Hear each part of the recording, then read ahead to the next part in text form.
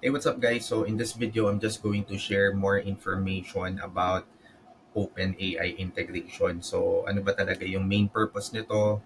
Ano ba yung tier level na dapat meron ka para magamit mo yung OpenAI functionality or ChatGPT functionality inside Clay and kung paano mo ba siya i-set up. So first, let's understand muna kung ano yung purpose. Why do we have to do this? Okay? So, number one reason is to save credits. Okay?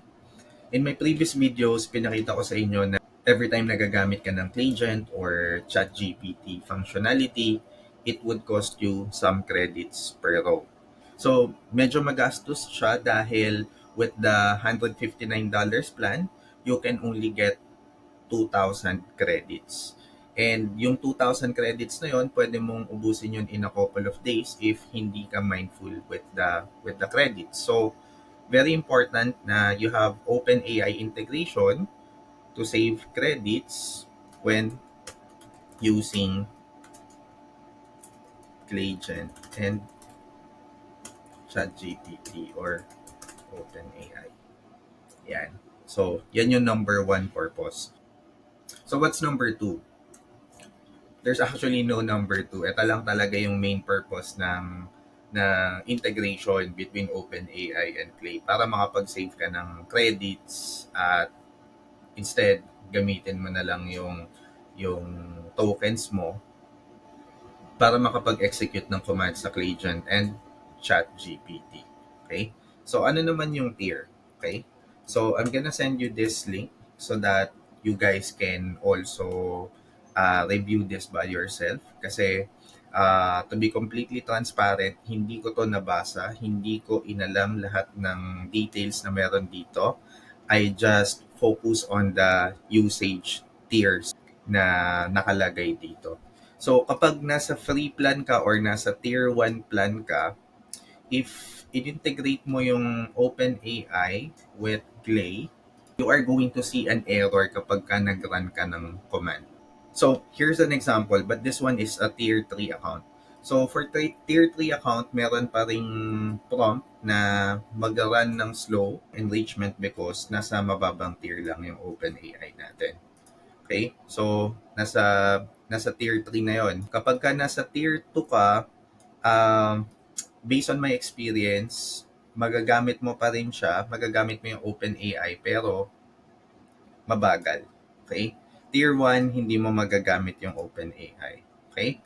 So, bottom line, you have to be at least tier 2 or tier 3. So, question is, paano ba maging tier 2? So, ito yung qualification.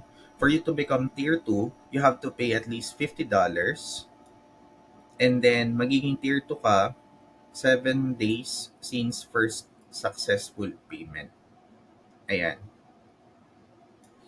And then, for tier 3, ganun din, pero mas malaki nga lang yung kailangan mong bayaran sa OpenAI or i-top up na credits para maging tier 3 ka. So, question is, paano ba maging tier 2 or 3? So, what you need to do is to go to your profile, okay? And then, go to billing. So, kung wala ka pang OpenAI account or wala pa yung client mo, you have to sign up for an account. Okay? And then, dito sa billing section, you have to add a credit balance. Okay? And to add the credit balance, it will require a payment method or a credit card. Okay? So, kailangan pag-top up ka ng at least $50 for tier 2. And then, for tier 3 naman, kailangan makapag-top up ka ng amount na $100. Okay? So, you have to take this into consideration bago mo magamit yung OpenAI functionality within Clay. Alright? So, now that you know kung paano nag-work yung tier level, what we're going to discuss is yung setup process. So, the setup process is just the same as other tools na i-integrate mo with Clay platform.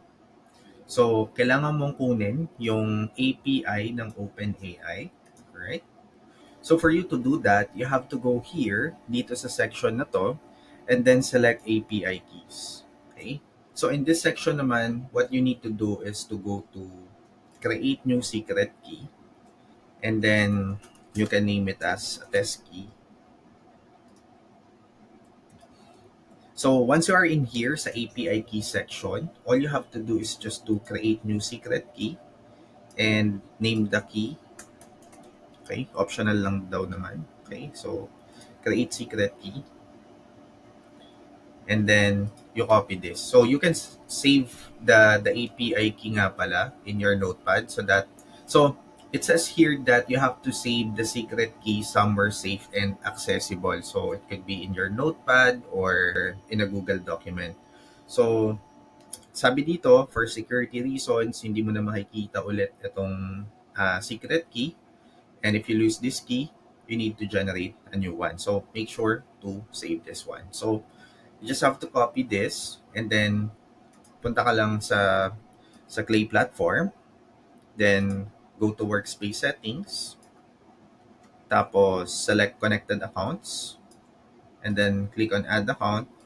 Hanapin mo lang yung OpenAI. Alright. Then API key.